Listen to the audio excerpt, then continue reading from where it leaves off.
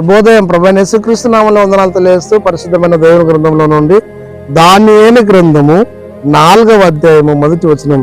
రాజు నెబుకద్నెజరు లోకమంతటా నివసించే సకల జనులకు దేశస్థులకును ఆయా భాషలు మాట్లాడే వారికి ఇలాగ సెలవిచ్చును, మీకు క్షేమాభివృద్ధి కలుగును గాక. ప్రార్థన చేద్దాం. పరిశుద్ధ ప్రేమలతో స్తోత్రాలు చెల్లిస్తూ యేసు నామములో ప్రార్థించడం వేడుకుంటున్నాం తండ్రి. ఆమేన్. దానియేలు దేవుని జ్ఞానం కలిగినటువంటి వాడు, పరలోక మర్మములను తెలియజేసినటువంటి ప్రవక్త ఉన్నాడు. అంత మాత్రమే కాదు, నెబుకద్నెజరు రాజుకు పడ్డ కలలన్న భావమును తెలియజేసినటువంటి వ్యక్తి.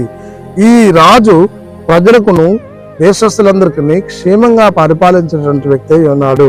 అంత మాత్రమే కాదు, కానీ మహోన్నతుడు దేవుడు నా ఎడల అద్భుత క్రియలను సూచక్రియలను తెలియజే నాకు మనసు తెలిపినను. దేవుని సూచక్రియలు తెలియజేసినటువంటి వ్యక్తి ఎవరనగా దేవుని ఆత్మ కలిగిన వారే. క్షేమమైన మార్గంలో సాగుతూ దైవాత్మ పొందుకుని లోకంలో, సంఘంలో, సమాజంలో వర్ధిల్లాలి. ఆయన ఆశ్చర్యక్రియలు జరిగించేవాడు.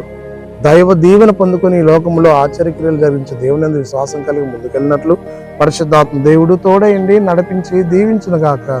ఆమేన్. మహోన్నతుల స్తుతి స్తోత్రాలు చెల్లిస్తూ వాక్యం ధారించి దాన్ని తీసి నీకు వందనాలు చెల్లించుకుంటూ యేసు నామంలో ప్రార్థించడిగి వేడుకొంచున్నాం తండ్రి. ఆమేన్. తండ్రి, కుమార, పరిశుద్ధాత్మ త్రియేక దేవుడు సదాకాలం తోడయండి దీవించును గాక. ఆమేన్.